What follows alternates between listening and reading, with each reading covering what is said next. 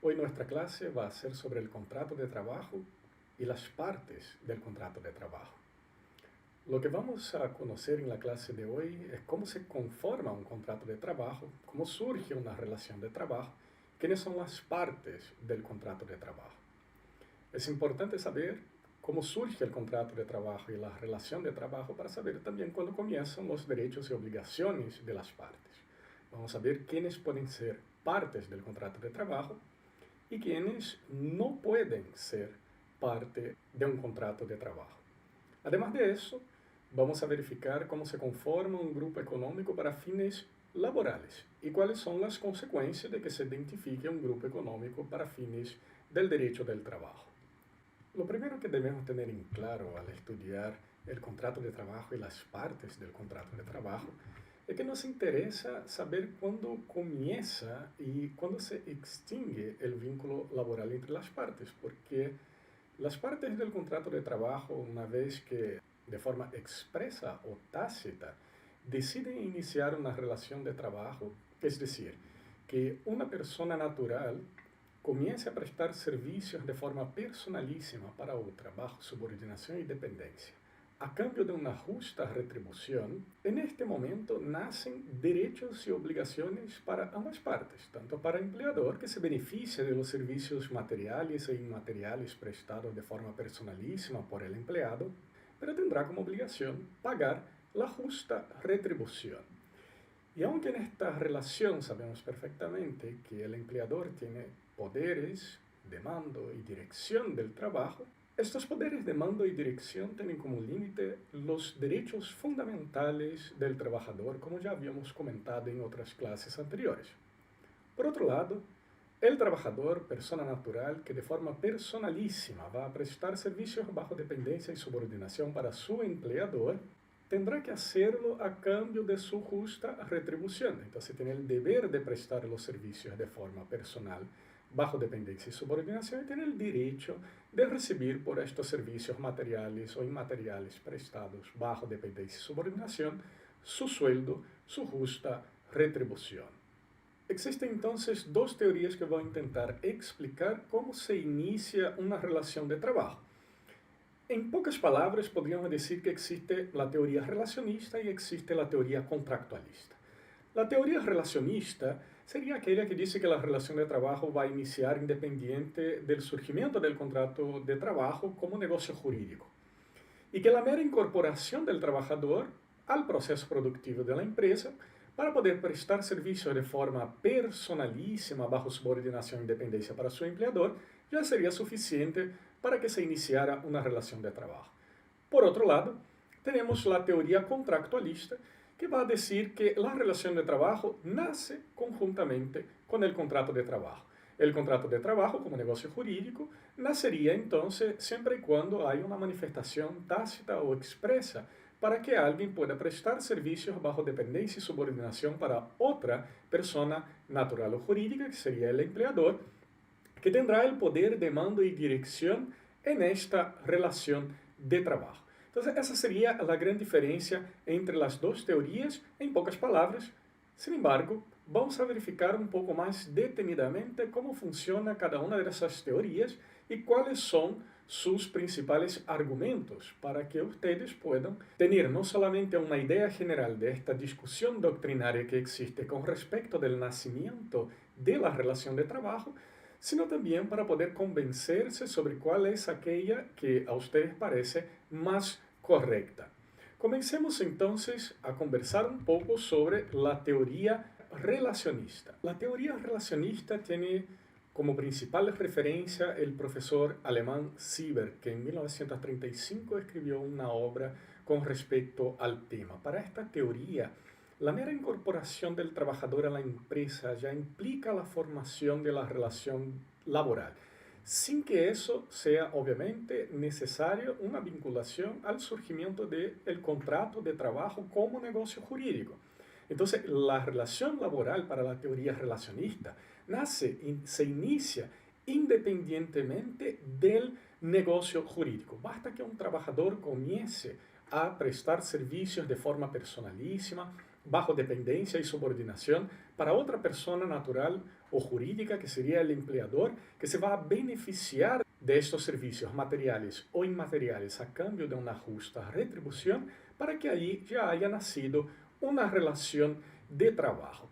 Esta teoría critica mucho la relación del derecho del trabajo con el derecho civil. Dice que el derecho del trabajo no, entonces, bebería de las fuentes civilistas, de las teorías del acto jurídico, del negocio jurídico, de las obligaciones de los contratos, que ella prescinde de la existencia del negocio jurídico, bastando la mera incorporación del trabajador en el proceso productivo para que exista una relación de trabajo.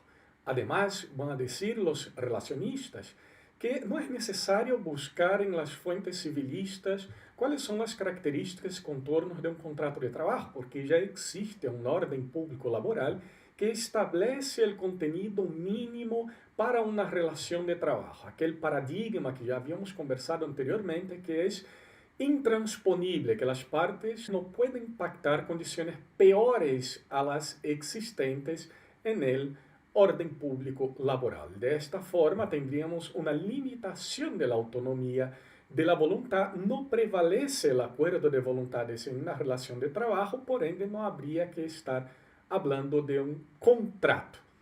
Para aquellos que son adherentes de la teoría relacionista, el fundamento de esta teoría estaría en el propio artículo 8º del Código del Trabajo, que también consagra el principio de la primacía de la realidad. Por otro lado, cuando estamos hablando de la teoría contractualista, nosotros estamos hablando del otro extremo. Es decir, estamos hablando de aquellos que piensan en realidad que sin el contrato de trabajo no puede haber válidamente una relación de trabajo. No se puede formar una relación de trabajo sin que el contrato de trabajo como negocio jurídico exista. Y en este punto es muy importante tener en claro lo que dicen los profesores William Thayer y Patricio Novoa Fuenzalida, que cuando solo media la prestación de servicios sin que las partes hubieran pactado nada sobre sus condiciones, efectivamente el derecho objetivo, estatal o autónomo, entra a suplir la ausencia de estipulaciones contractuales, pero el contrato ya ha existido. Ha habido, como dicen los profesores, en todo caso, un acuerdo de voluntades tácito. Ha existido la voluntad de contratar, y la misión del derecho objetivo en tal eventualidad es solo la de suplir la ausencia de estipulaciones contractuales, pero no pretende erigirse en el derecho necesario que debe regir las relaciones. Entonces, si el negocio jurídico puede ser entendido como toda manifestación expresa o tácita de la voluntad humana, cuya finalidad sea obtener un fin práctico legal protegido por el derecho, entonces podemos perfectamente afirmar que toda vez que alguien voluntariamente y aunque tácitamente tenga por finalidad prestar servicios de forma personalísima, bajo subordinación y dependencia a cambio de un sueldo, ya ha nacido un contrato de trabajo, sea él tácito, sea él expreso. Entonces, lo que tenemos en esta situación es que la obligación de prestar estos servicios bajo dependencia y subordinación por parte del trabajador para un empleador nace de la obligación de un contrato de trabajo y no, a diferencia de la teoría relacionista, por el hecho de que alguien se haya incorporado en el proceso productivo de la empresa. Es el contrato que va a hacer surgir los derechos y obligaciones de esta relación de trabajo. Y eso se daría porque el contrato de trabajo es un contrato consensual, es un contrato que no necesita ninguna solemnidad para poder nacer. Habíamos visto que una de las características, importante característica del derecho del trabajo, es que el derecho del trabajo es informal. Entonces, las relaciones de trabajo no necesitan de ninguna formalidad para poder surgir. Y el contrato de trabajo nacería como un contrato consensual con el mero consentimiento de ambas partes para que se conformaran los derechos y obligaciones que advienen de esta relación de trabajo. Cabe aquí nuevamente reiterar, y eso es muy importante, las relaciones entre el derecho del trabajo y el derecho civil son muy estrechas. Ya habíamos conversado sobre eso en la clase, sobre la relación del derecho del trabajo con otras ramas del derecho, y es importante saber, obviamente, que todo nuestro derecho es un derecho sistemático. Nosotros separamos el derecho en ramas especializadas para fines didácticos, para mejor comprender cada funcionamiento de estas partes del todo sistemático que es nuestro ordenamiento jurídico, pero el derecho es uno y el derecho es sistemático. Entonces, es mucho más difícil encontrar cuáles son los puntos en que cada una de las ramas del derecho no se tocan, que encontrar las similitudes y encontrar también la comunicación entre estas ramas del derecho que terminan prestando a varias otras disposiciones e instituciones jurídicas para su buen funcionamiento en la regulación de nuestra sociedad por medio del derecho como ciencia.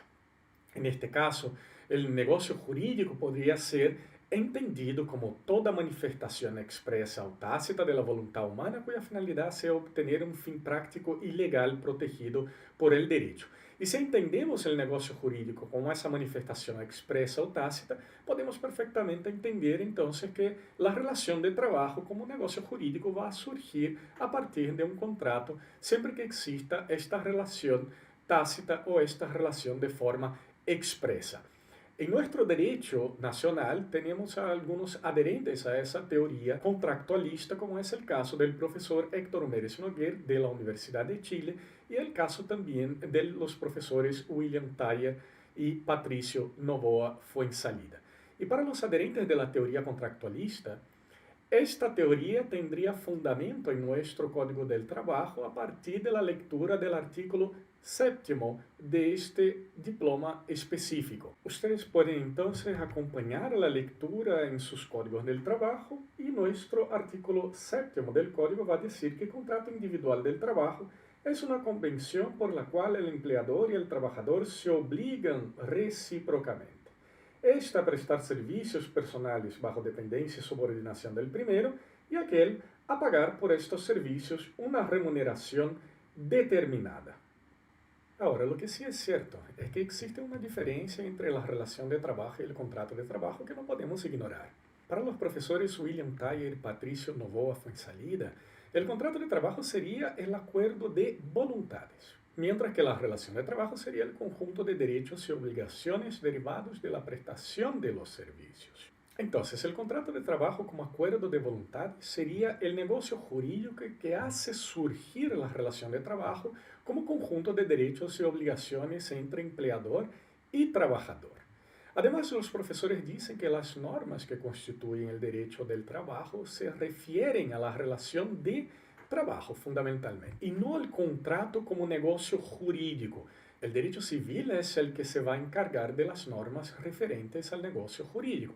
Cuando queremos saber si existe, por ejemplo, algún vicio de consentimiento en el contrato de trabajo, nosotros vamos a buscar los conceptos de fuerza, dolo y error en el derecho civil. Si queremos verificar los requisitos del acto jurídico, vamos a verificar en el derecho civil. En el derecho del trabajo nosotros vamos a ver el contenido, este conjunto de derechos y obligaciones que son derivados de la prestación de los servicios subordinados bajo dependencia y subordinación. Entonces, aunque para la teoría contractualista esta relación jurídica entre empleador y trabajador nace de un contrato tácito o expreso, el contrato de trabajo que representa el acuerdo de voluntades, no podemos olvidar que sí hay una diferencia entre lo que es el contrato de trabajo y lo que es la relación de trabajo. Además, tales normas prescinden la más de las veces de la validez misma del contrato de trabajo y se van a aplicar aunque el contrato de trabajo sea considerado nulo. El tercer punto que hablan los profesores William Thayer y Patricio Novoa Fuenzalida es que cuando no media un contrato formal entre las partes, cuando las partes no sientan efectivamente para conversar sobre cómo les gustaría que fuera esta relación de trabajo, sino que hay la simple prestación de servicio, que supone entonces una especie de contrato tácito, será el derecho estatal, el orden público laboral, el contenido establecido por el legislador, que no puede ser negociado, que limita la autonomía de las partes en este contrato privado, que va a regular estas relaciones. Y entonces, este contrato tácito entre ambas partes, empleador y trabajador, será además un contrato de adhesión. Y simplemente para poder reforzar esta argumentación que habíamos evocado de los profesores William Thayer y Patricio Novoa, vamos a ver lo que habla la profesora Gabriela Lanata Fuenzalida sobre la relación de trabajo y el contrato de trabajo.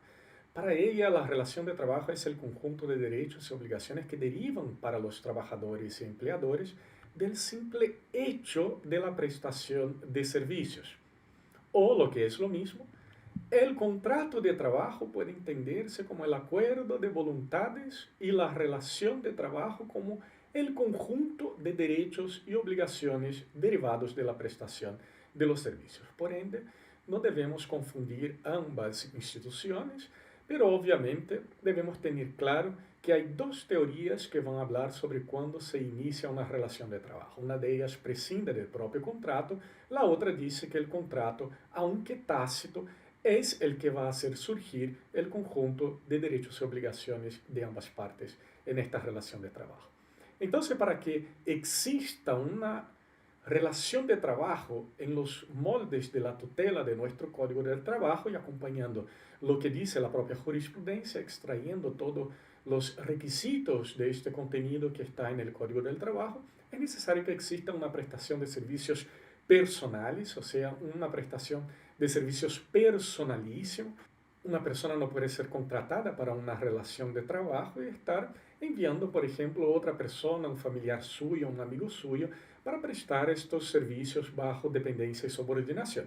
La prestación de servicios debe ser personal. Además, debe haber una remuneración por esta prestación y la ejecución de la prestación debe darse en situación de subordinación o dependencia respecto a la persona en cuyo beneficio se realiza. Y ahora que ya tenemos claro cuáles son las dos teorías que hablan sobre el nacimiento de una relación de trabajo como conjunto de obligaciones que surgen para ambas partes, para empleador y trabajador. Una de ellas que habla que la relación de trabajo independe del contrato de trabajo, que la mera incorporación del trabajador en el proceso productivo de la empresa es suficiente para que caracterice la existencia de una relación de trabajo, y la otra que dice que el negocio jurídico sí es importante para el nacimiento de esta relación de trabajo. Es decir, la relación de trabajo, el conjunto de obligaciones entre empleador y trabajador, va a surgir siempre y cuando ya exista este acuerdo tácito de voluntades, que ya es la manifestación, el surgimiento del negocio jurídico. Vamos a ver cuáles son las características de estas partes de la relación de trabajo. Vamos a ver qué es lo que nuestro Código del Trabajo habla con respecto al empleador, al trabajador, qué características deberían tener para ser considerados como partes válidas en un contrato de trabajo. Y para eso lo más importante para nosotros va a ser acompañar qué es lo que dice nuestro Código del Trabajo en el artículo 3º, que va a determinar cuáles son las partes y cuáles son sus características. En la diapositiva que ustedes pueden ver hay algunos destaques en amarillo para que puedan tener atención a las características fundamentales de cada una de esas partes que están establecidas en nuestro Código del Trabajo. El artículo 3º va a comenzar con la definición de lo que es empleador. Y el empleador puede ser tanto persona natural como persona jurídica, aquel que se utiliza, que se beneficia de los servicios intelectuales o materiales de una o más personas en virtud de un contrato de trabajo, acuerdo de voluntades, el negocio jurídico tácito expreso entre ambas partes. En el caso del trabajador va a ser toda persona natural, lo que significa que la persona jurídica no puede ser trabajador. Si hay una relación entre dos personas jurídicas, podemos tener un contrato de otra naturaleza, un contrato civil o un contrato comercial, pero no un contrato de trabajo. Además, este trabajador debe prestar servicios personales, intelectuales o materiales bajo dependencia o subordinación en virtud de un contrato de trabajo. Y para fines de exclusión de aquellos que no están en una relación de trabajo, es decir, no tienen este conjunto de obligaciones que se deriva del contrato de trabajo, que es la prestación de servicios bajo subordinación e dependencia para otra persona natural o jurídica que tiene el poder de mando y dirección de esta relación. El Código del Trabajo también habla sobre el trabajador independiente, que es aquel que en el ejercicio de la actividad de que se trate no depende de empleador alguno ni tiene trabajadores bajo su dependencia, porque obviamente si el trabajador independiente tuviese otros trabajadores bajo su dependencia, en verdad él sería otro empleador. Entonces estaría cuadrado en la definición que habíamos visto en la línea A, empleador. Entonces, para poder resumir y fijar bastante el contenido, vamos a ver cuáles son las características del trabajador. El trabajador tiene que ser persona natural, persona jurídica no puede ser considerado trabajador, debe prestar servicios personales para un empleador, entonces no puede estar enviando a otras personas para poder cumplir con las obligaciones del contrato de trabajo. Eso se debe prestar bajo subordinación y dependencia, un concepto que no vamos a explorar ahora, porque es un poco más complejo y necesita un poco más de conocimiento, y es necesario que exista una contraprestación onerosa. El trabajo voluntario, por ejemplo, no es un trabajo que esté protegido por el Código del Trabajo. Es necesario que exista una justa retribución. Pero veamos también algunas situaciones especiales con respecto al trabajador que por muchas veces pueden surgir algunas dudas. La primera situación que quiero analizar con ustedes, que puede generar alguna duda si puede haber una relación de trabajo entre estas partes, es en el caso de los socios. Podríamos preguntar, por ejemplo, si alguien que es socio de alguna empresa podría ser considerado también trabajador de ella. Y debemos pensar aquí principalmente, por ejemplo, en las sociedades anónimas de capital abierto, que son aquellas que tienen sus acciones en la bolsa de valores y que cualquier persona puede perfectamente adquirir estas acciones en el mercado financiero. Entonces podríamos generar esta duda inicial: ¿será que una persona que es accionista de una de las empresas podría ser considerado también trabajador? ¿Podría él estar bajo subordinación y dependencia de esta sociedad donde posee acciones? Bueno, en realidad vamos a tener que verificar en el caso concreto es exactamente cuál es la cantidad de acciones que podría tener este socio. Porque llega un momento en que cuando tengo una cantidad suficiente de acciones donde podría incluso tener el derecho de decidir cuáles son los caminos que va a seguir esta sociedad, siendo por ejemplo un accionista mayoritario de esta sociedad anónima de capital abierto, entonces si yo puedo decidir qué es lo que va a ser hecho con la empresa, cuáles son las inversiones que van a ser hechas, si yo tengo derecho a voto principal porque soy accionista principal de esta empresa, teniendo el 50% más uno, por ejemplo, de las acciones, en este caso yo ya me confundiría con la propia figura del empleador. Por otro lado, si yo soy accionista minoritario, yo no tengo el poder de decisión sobre la propia sociedad, no habría ningún inconveniente para que yo tuviera un contrato de trabajo con esa sociedad. Y a mí me gusta mucho el ejemplo clásico de aquella persona que decide hacer algunas inversiones en Coca-Cola Company, por ejemplo, sin el afán aquí de querer hacer ningún tipo de publicidad para esta bebida. Pero todos nosotros sabemos que Coca-Cola tiene acciones muy caras en el mercado porque es una compañía muy valuada. En este sentido, sería muy difícil, a no ser que una persona tuviese mucho dinero, comprar 50% más uno de las acciones de Coca-Cola Company. Pero nada impide, por ejemplo, que yo esté trabajando para Coca-Cola Company como vendedor y que yo decida invertir una cantidad de mi sueldo para comprar, adquirir el 0,01% de las acciones de esta compañía. En este caso está claro que yo voy a ser socio de Coca-Cola porque tengo acciones de Coca-Cola, pero obviamente yo no puedo decidir qué es lo que se va a hacer con Coca-Cola. Entonces yo no puedo ser confundido jamás como empleador.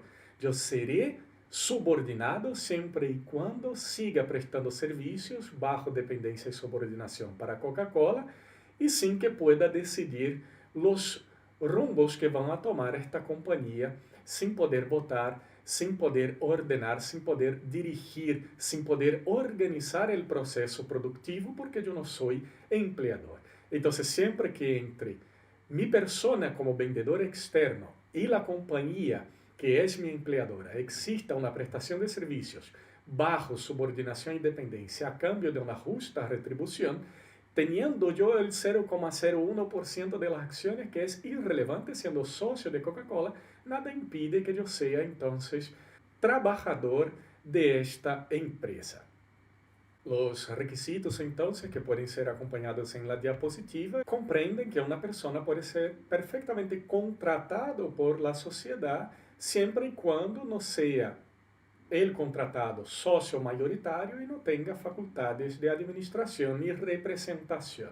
Y claro que en el ejemplo anterior yo había hablado sobre sociedades anónimas de capital abierto, que son aquellas que pueden vender sus acciones en el mercado financiero. Sin embargo, nada impide también que en una sociedad anónima de capital cerrado, o sea, cuando solamente aquellas personas elegidas pueden aportar para la conformación del capital de esta sociedad, en aquel momento donde las acciones no estarán disponibles en el mercado de acciones para compra-venta por cualquier persona que desee adquirir una cuota de acciones, eso también no impide que yo pueda ser contratado por la sociedad anónima de capital cerrado, siempre y cuando cumpla también con estos requisitos anteriores, o sea, que yo no sea socio mayoritario y que no tenga tampoco facultades de administración y representación. La segunda situación que queremos comentar es el caso de la contratación laboral entre cónyuges. La posibilidad de contratación entre cónyuges va a depender mucho del régimen de la sociedad conyugal. Si los cónyuges están, por ejemplo, casados bajo sociedad conyugal, en regla, el marido no podría contratar a la mujer y viceversa. Y excepcionalmente, la mujer podría contratar al marido si ejerce un empleo, oficio, profesión o industria separada en los moldes del inciso segundo del artículo 150 del Código Civil. Cabe recordar aquí el dictamen de la Dirección del Trabajo número 4355 de 2013, que establece que la doctrina ha sostenido que el referido trabajo separado de la mujer casada debe entenderse no solo aquel que se desempeña por la mujer en una repartición, industria o negocio diverso, sino también el que ésta sirva en el mismo negocio, industria o repartición en que trabaje el marido, siempre que, en este último caso, no haya entre ambos una relación directa, personal y privada de colaboración y ayuda solamente, sino una efectiva o independiente contratación de servicios con un determinado empleador o patrón, ya sea este el propio marido o un extraño. Y obviamente, si nosotros estamos hablando que ellos no están casados bajo sociedad conyugal, no habría entonces ningún problema de contratación de una relación laboral entre el marido y la mujer cuando están separados de bienes o casados bajo el régimen de participación en los gananciales. Aquí ellos pueden contratar laboralmente entre sí sin ningún problema. En el caso de la participación de los gananciales, cabe recordar que durante la vigencia del matrimonio, marido y mujer se reputan como separados de bienes. Entonces, si quieren conocer un poco más sobre cómo funciona este caso especial de contratación laboral entre cónyuges, deben buscar este dictamen de la Dirección del Trabajo indicado, que también está en nuestra diapositiva. Y solamente para aclarar, en el caso de los convivientes, que son las personas que tienen uniones de hecho o personas con acuerdo de unión civil de la ley número 20.830, no hay ningún inconveniente para que tengan una relación laboral entre sí. Entonces, ahora que nosotros ya conocemos cuáles son las características principales que tiene el trabajador, nosotros vamos a ver cuáles son los requisitos para poder ser trabajador y para firmar un contrato de trabajo que, como negocio jurídico, debe cumplir con todos sus requisitos de validez. Acompañemos entonces la diapositiva para verificar cuáles son los requisitos para ser trabajador. Vamos a comenzar con el requisito de edad.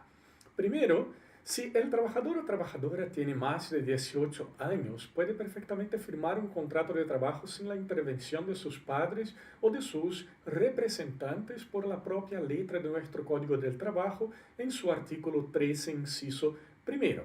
En el caso de la mujer casada menor de 18 años, según una disposición de nuestro Código Civil, artículo 150, sabiendo que la mujer puede casar a partir de los 16 años, podría perfectamente celebrar contrato de trabajo sin la necesidad de autorización de nadie. En el caso de los menores de 15 años, nosotros tenemos una situación aquí de trabajo prohibido. Pero hay algunas excepciones en ese sentido. Una excepción dada por la Ley 20.821 del año 2015. Pero estas informaciones sobre el trabajo de menor nosotros vamos a ver en un cuadro en las diapositivas siguientes. La misma situación en el cuadro siguiente vamos a ver para el caso de mayores de 15 años y menores de 18, que pueden perfectamente contratar laboralmente. La edad mínima en nuestro ordenamiento jurídico laboral para contratar, en regla, es de 15 años. Obviamente, sin la intervención de nadie a partir de los 18 años. Y la versión excepcionalísima de la contratación de menores de 15 años tendrá que observar los requisitos especiales que vamos a acompañar en las diapositivas siguientes. Y una observación que es muy importante aquí es que el contrato de trabajo de los menores deberá ser registrado en la respectiva inspección del trabajo en los plazos del artículo 9 del Código del Trabajo.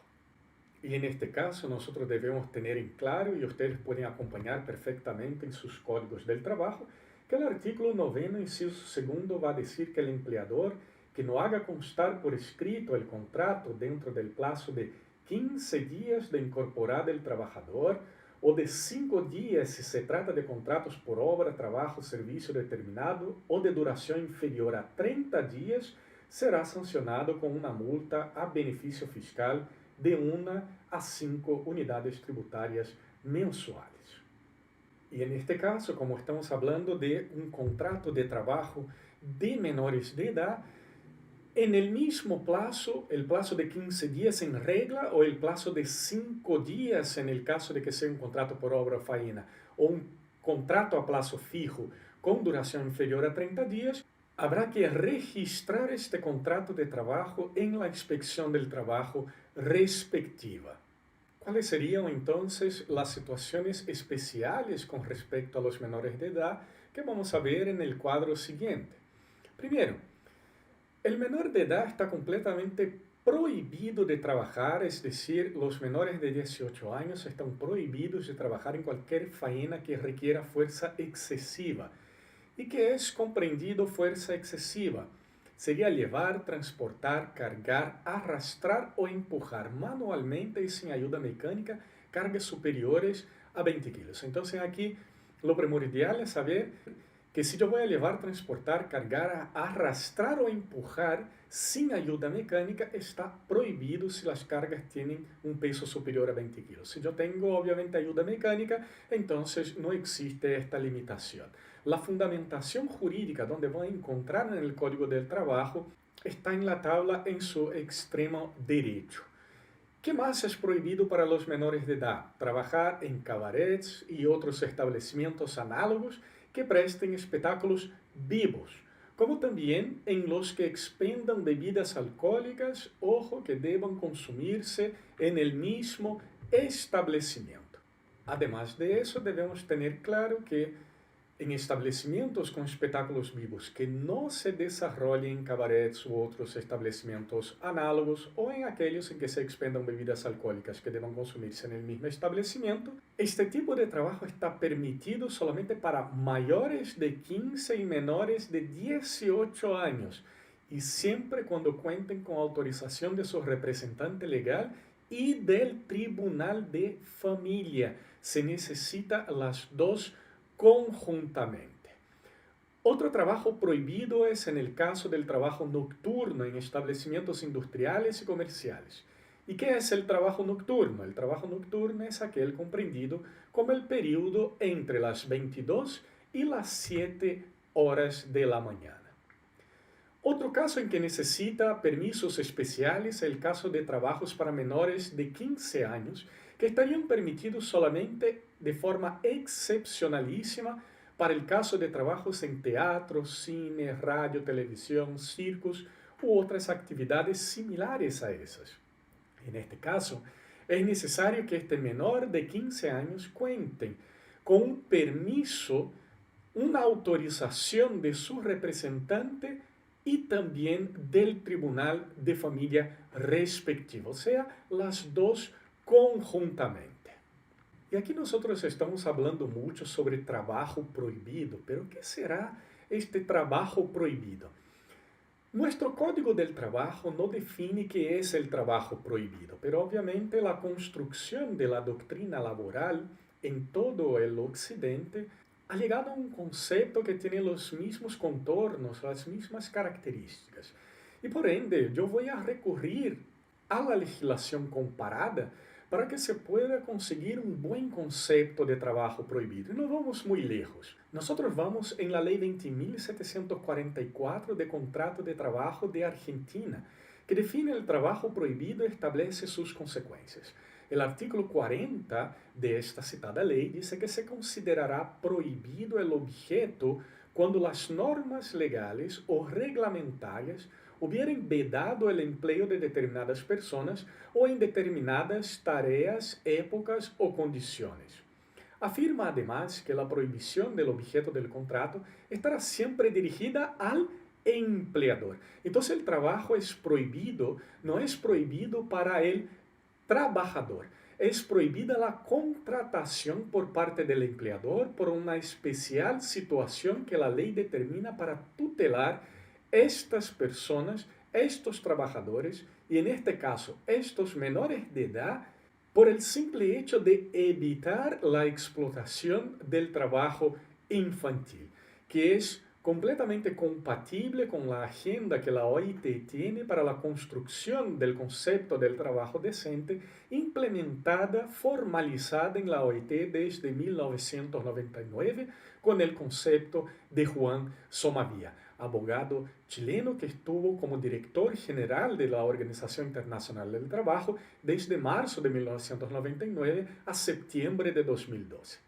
Pero continuando también el análisis de la Ley 20.744 de Argentina, va a decirnos cuál es la consecuencia de una contratación por parte del empleador en una situación en que el trabajo era prohibido. Es la nulidad del contrato de objeto prohibido. Dice el artículo 42, inoponibilidad al trabajador.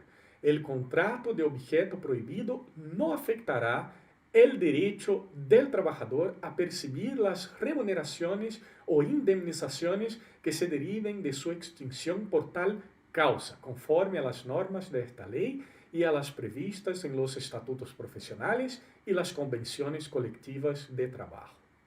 Entonces aquí lo que nosotros debemos tener en claro es que el trabajo prohibido es aquel que es prestado en condiciones contrarias a las normas de protección laboral.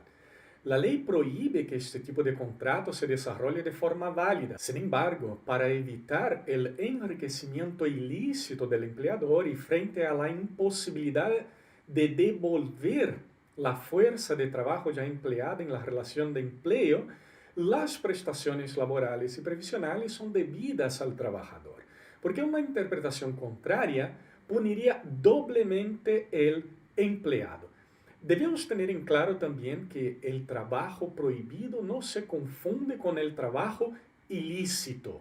En el trabajo ilícito nosotros tenemos la ilicitud del propio objeto del contrato de trabajo. Ya tuvimos en otra oportunidad la posibilidad de dar algunos ejemplos en clases pregresas. Cuando yo, por ejemplo, contrato a una persona para la compra-venta de drogas ilícitas. En este caso, hay una ilicitud en el propio objeto de la contratación laboral, por lo que este es un contrato ilícito incluso cuanto a su objeto. En el caso del trabajo prohibido, el objeto del contrato es completamente lícito frente a la ley, la moral y las buenas costumbres. Sin embargo, como son algunas condiciones especiales de tutela de nuestra normativa laboral, si es prestado en condiciones contrarias a esta protección del derecho del trabajo, el trabajo es considerado un trabajo prohibido. La prohibición estaba para el empleador, para que él no pudiese contratar, dado que había una prohibición por parte de las leyes del trabajo. Además, aunque nuestro Código del Trabajo nos da una definición sobre el trabajo prohibido, debemos saber que sí habla sobre las consecuencias del trabajo prohibido, específicamente en este caso para los menores de edad. Vamos a hacer la lectura y acompañen por favor en sus códigos del trabajo el artículo 17 de nuestro código específico. Dice que Si se contratare a un menor sin sujeción a lo dispuesto en los artículos precedentes, el empleador estará sujeto a todas las obligaciones inherentes al contrato mientras se aplicare, pero el inspector del trabajo, de oficio a petición de parte, deberá ordenar la cesación de la relación y aplicar al empleador las sanciones que correspondan. Entonces aquí nosotros tenemos la misma solución que habíamos visto en el caso del trabajo prohibido, de construcción doctrinaria y jurisprudencial, que tiene una solución muy similar en toda la legislación laboral del Occidente y que habíamos visto también de forma explícita en la Ley 20.744 de contratos de trabajo en Argentina. Por ende, las contrataciones fuera de la posibilidad de los artículos anteriormente indicados y compilados en aquella tabla de situaciones especiales para la contratación de menores de edad, genera una situación de contrato prohibido para el empleador, que independientemente de esta prohibición, tendrá que pagar todos los valores adeudados en la relación de trabajo con los menores, sin perjuicio de que el inspector del trabajo puede determinar el cese de la relación y que eso puede ser denunciado por cualquier persona.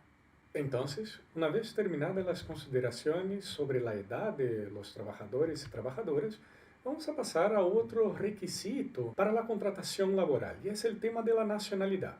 Primero que todo, debemos acordarnos del artículo 19, número 16 de nuestra Constitución Política de la República de Chile de 1980, donde hay un derecho específicamente laboral en el catálogo de derechos fundamentales y que va a decir que es permitido, se puede exigir la nacionalidad chilena en ciertos casos para la contratación laboral. El Código del Trabajo, siguiendo esta misma dirección, designa que 85% de los trabajadores deben ser de nacionalidad chilena, a no ser obviamente en los casos de empresas con 25 o menos trabajadores. Es decir, una empresa con 10 trabajadores podría tener la totalidad de ellos con extranjeros, porque la exigencia del porcentaje de 85% de cupos de trabajo para personas con nacionalidad chilena es para empresas con 25 o más trabajadores. Acompañe la lectura de este artículo 20 en sus códigos del trabajo. Va a decir el artículo 20 que para computar la proporción a que se refiere el artículo anterior se seguirán las reglas que a continuación se expresan. Se tomará en cuenta el número total de trabajadores que un empleador ocupe dentro del territorio nacional y no el de las distintas sucursales separadamente. 2. Se excluirá el personal técnico especialista. 3. Se tendrá como chileno al extranjero cuyo cónyuge o conviviente civil o sus hijos sean chilenos o que sea viudo o viuda de cónyuge chileno. Y 4. Se considerará también como chilenos a los extranjeros residentes por más de 5 años en el país, sin tomarse en cuenta las ausencias accidentales. Entonces, con eso, nosotros terminamos las consideraciones con respecto a la nacionalidad y vamos a pasar a analizar ahora todo lo que dice respecto a los requisitos para el empleador. En el caso del empleador están todas sus características, los requisitos para que pueda figurar en una relación de trabajo en el artículo 3, letra A del Código del Trabajo, que anteriormente había sido mencionado y que ahora solamente vamos a reforzar con estos datos compilados. Para comenzar, el empleador debe tratarse de una persona natural o jurídica. Entonces, a diferencia del empleado, que solamente puede ser persona natural, el empleador puede ser persona natural o jurídica. La nacionalidad del empleador es indiferente, salvo en el caso del empleador portuario, que ustedes pueden acompañar en el artículo 136, inciso final del Código del Trabajo. El empleador es aquel que utiliza, que se beneficia de los servicios intelectuales o materiales de una o más personas. Y lo anterior se realiza en virtud de un contrato de trabajo. O sea, son labores subordinadas y no labores autónomas. El empleador, además, debe tener la facultad de organizar, dirigir y administrar las empresas. Estas son sus potestades directivas, que además va a incluir también el poder disciplinar, el poder de disciplinar el empleador siempre y cuando él incumpla la normativa interna y externa en materia laboral. las potestades directivas del empleador siempre tendrán como límites los derechos fundamentales del trabajador, algo que nosotros ya habíamos comentado y que está en el artículo 5, inciso primero del Código del Trabajo. Otras características importantes con respecto al empleador es que puede representar el empleador, el administrador, por ejemplo, el gerente, el capitán de barco en el caso de contratos de trabajadores del mar, o la persona que ejerce habitualmente las funciones de dirección o administración por cuenta o representación de una persona natural o jurídica. Y eso está en el artículo 4 del Código del Trabajo. Pero ojo, que nuestra jurisprudencia de la Corte Suprema, en unificación de jurisprudencia 4595 del año 2009, dice que no es necesario que el gerente ostente poderes generales de administración que están en el artículo 2132 del Código Civil. Basta la mera apariencia de que esta persona tiene estos poderes generales de administración. La importancia de eso es que el trabajador puede emplazar en juicio al representante aparente que dio algunas órdenes como si fuera empleador y exigir la responsabilidad del empleador por los actos del representante aparente. Además de eso, debemos tener en claro que los cambios de empleador no implican el término del contrato de trabajo. Eso significa que si nosotros tenemos una novación subjetiva en materia de los contratos de trabajo, estos contratos de trabajo no están finiquitados, no se terminan. Y eso tiene relación con los principios del derecho del trabajo, específicamente con el principio de continuidad de la relación de empleo. ¿Y dónde encontramos eso positivado en el Código del Trabajo? En el artículo 4, inciso segundo de nuestro diploma específico. Y aún nos quedan dos últimos temas para poder trabajar y cerrar nuestra clase de hoy. Uno de ellos es hablar un poco sobre la empresa, que también está definido en nuestro Código del Trabajo, y ahí debemos hacer una relación entre dos teorías también que definen la empresa y verificar cuál es la teoría adoptada dentro de nuestro Código del Trabajo y por fin hablar sobre el grupo de empresas para fines laborales. ¿Cuál es su importancia? ¿Cuáles son las consecuencias de identificar que dentro de un grupo económico, de un grupo de empresas, existe una dirección laboral común? Es decir, que se puede identificar un único empleador, una única persona que hace la dirección del trabajo de todas las demás. Pero vamos a comenzar con el tema y la definición de la empresa. Para el derecho comercial existen dos teorías. Una teoría patrimonialista y una teoría institucional. Para la teoría patrimonialista, la empresa es el conjunto de cosas, capitales, dineros, edificios, etc., siendo un objeto de dominio como cualquier otro bien. Para la teoría institucional, la empresa sería el conjunto de personas bajo la autoridad de un jefe, donde cualquier modificación de sus propietarios, directores, administradores y trabajadores no modifica su identidad. Por esta misma razón, es innegable que en materia laboral, nuestro Código del Trabajo acogió la teoría institucional, porque como habíamos visto anteriormente en el caso del artículo 4, inciso segundo del Código del Trabajo, cuando existen innovaciones subjetivas del contrato de trabajo, el cambio de los jefes no es una causal determinación del contrato de trabajo ni de pérdida de derechos laborales. La definición de empresa está en el artículo 3, inciso 3 del Código del Trabajo. Y ahí es donde podemos corroborar la adopción de la teoría institucional de la empresa por el Código del Trabajo. Se entiende por empresa toda organización de medios personales, materiales e inmateriales ordenados bajo la dirección del empleador para el logro de fines económicos, sociales, culturales o benéficos, dotada de una individualidad legal determinada. ¿Cuáles serían entonces los elementos que componen la empresa? Una determinada forma organizativa, que lo va a dar el derecho comercial, el elemento personal, tenemos aquí las partes que conforman también la relación de trabajo, empleador y trabajador, que es lo que nos interesa principalmente para este análisis que estamos haciendo, una finalidad básica, que son todos estos fines posibles del artículo 3º, inciso 3º, sean ellos económicos, sociales, culturales o benéficos, y esta forma organizativa debe ser dirigida por el empleador. Y como último tema de nuestra clase de hoy, nosotros vamos a conversar un poco sobre los grupos económicos y, claro, la ley Multirut, que va a dar determinadas ventajas una vez que se identifique una dirección laboral común en un grupo de empresas. Pero para poder comenzar a hablar un poco sobre ese tema, debemos aclarar por qué las empresas se conforman grupos económicos. Bueno, primero que todo debemos tener claro que un grupo económico es un conjunto de múltiples empresas, cada una de ellas estructurada de forma autónoma, pero que lo hace bajo un control financiero y empresarial común. Cada una de esas empresas puede incluso operar en diferentes mercados. En forma más general, este patrón de organización industrial va a tener algunas ventajas esenciales. Por ejemplo, un grupo de empresas puede tener mayor facilidad para conseguir financiamiento para sus proyectos, dado que el grupo, en su conjunto, va a tener una mayor capacidad patrimonial para responder por las deudas que contrae este grupo económico.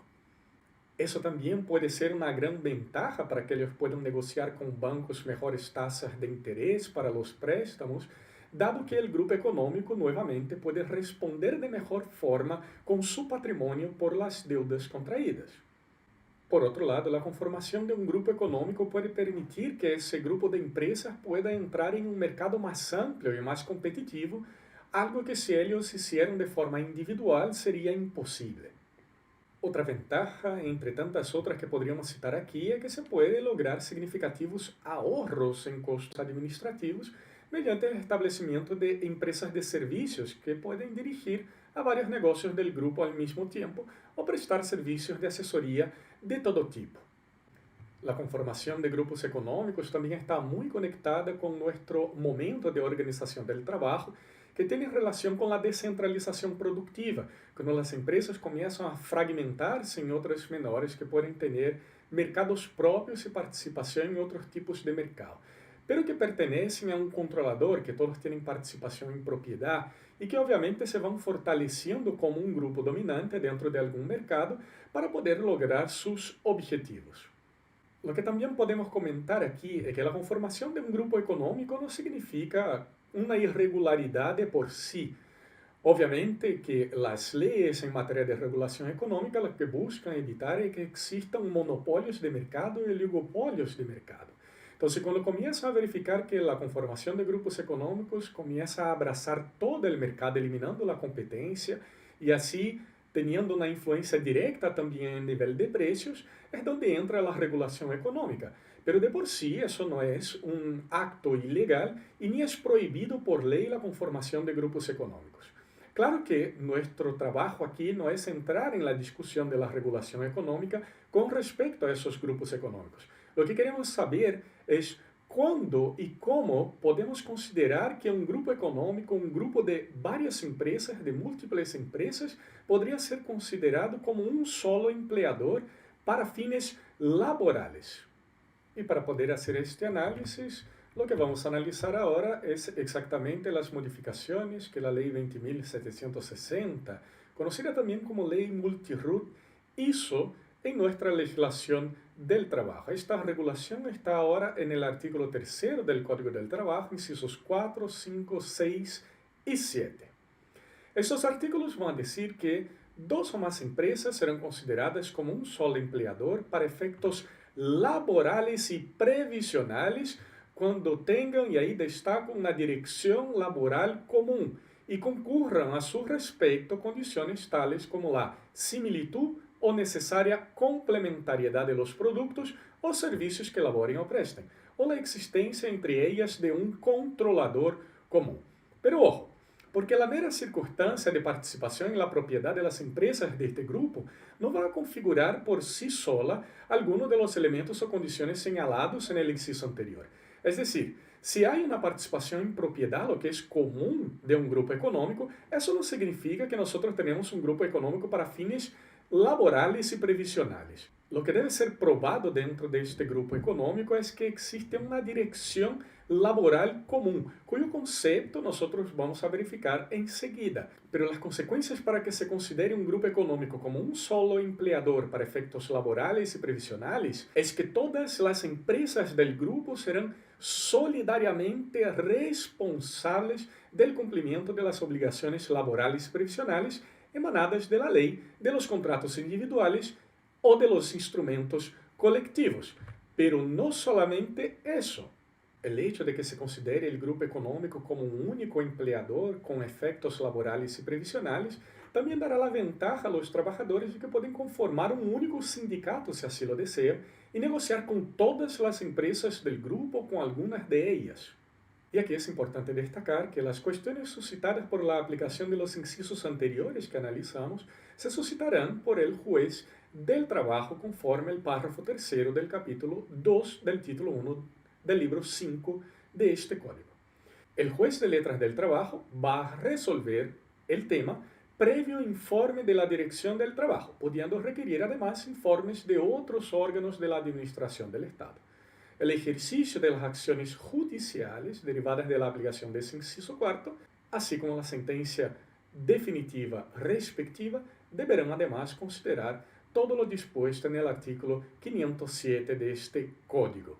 Es decir, podrán ser ejercidas por todas las organizaciones sindicales o por los trabajadores individualmente que se sientan afectados en sus derechos laborales y previsionales. ¿Qué se puede entender entonces por multi-root? Es una práctica a través de la cual un mismo empleador se divide en múltiples empresas, cada una con un root propio. Es decir, quedan ante la ley como negocios independientes, cada una con sus propios trabajadores. Esta regulación es importante porque la división de un negocio en múltiples empresas está provocando en muchos casos el debilitamiento o imposibilidad de ejercer algunos derechos laborales, como por ejemplo la práctica sindical. Si nosotros sabemos que en nuestro país existen quórums para poder establecer un sindicato y sabemos que existe un quórum mínimo para establecer un sindicato dentro de la empresa, que hoy día, después de la modificación por la Ley 20.940 del año 2016, que comenzó su vigencia en abril de 2017, es de 8 trabajadores que representen a lo menos el 50% de los trabajadores de la empresa. Entonces, cuando yo comienzo a fragmentar la empresa con el afán, por ejemplo, de que haya un número inferior de trabajadores en cada establecimiento empresarial o en cada empresa con su root propio, para evitar que haya un quórum para la implementación de un sindicato, yo estoy, de cierta manera, esquivándome de que los trabajadores puedan ejercer su libertad sindical como derecho fundamental y el derecho de negociación colectiva, además también de los derechos individuales como el derecho al pago de indemnizaciones por año de servicio, porque perfectamente puede estar fragmentando la empresa para ocultar patrimonio o para confundir el patrimonio en este grupo empresarial. Entonces, como habíamos comentado anteriormente, debemos tener claro que la ventaja principal de considerar que dos o más empresas sean declaradas como un único empleador para efectos laborales es que las empresas sean solidariamente responsables por las obligaciones laborales y previsionales. Y para eso es imprescindible que yo tenga una dirección laboral común. ¿Qué es lo que podemos entender por dirección laboral común? Es el poder que una o más empresas tienen para influir, determinar o controlar las políticas de organización y funcionamiento de la actividad productiva y laboral de una o más empresas, existiendo entre ellas relaciones por un vínculo de propiedad.